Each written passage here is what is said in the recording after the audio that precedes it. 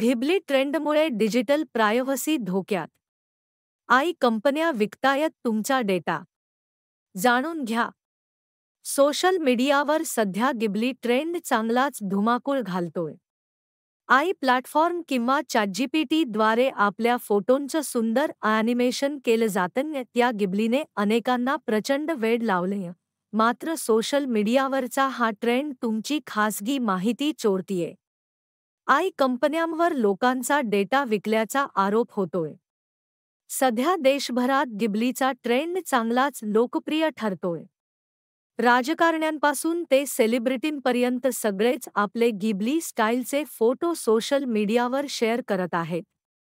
सुंदर बॅकग्राऊंड, फोटोतील टपोरे डोळे, pastel colours यामुळे कुणालाही या फोटोची भुरळ पडेल. पण या गिबलीच्या माध्यमातून तुमचा खासगी डेटा, तुमचे फोटो दुसऱ्यांना विकले जातायत.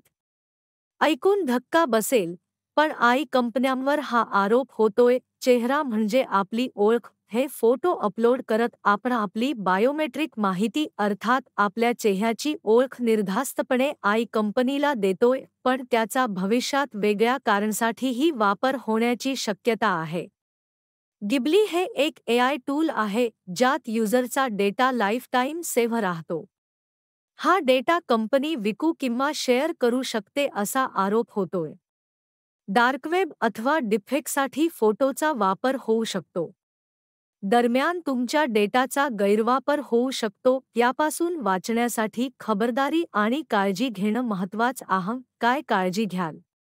सोशल मीडियावर हाय रिझोल्यूशन फोटो अपलोड करणे टाळा. फेस अनलॉक ऐवजी पासवर्ड किंवा पिन वापरा. कोणत्याही अज्ञात ॲपला मेयाचा ॲक्सेस देऊ नका. ॲनिमेटर आणि दिग्दर्शक हायाओ मियाझाकी यांनी 1985 मध्ये या गिबली स्टाईल स्टुडिओला सुरुवात केली. अशाच नवनवीन माहितीसाठी ज्ञान मराठी विथ वर्ल्ड चॅनेलला सबस्क्राईब करा.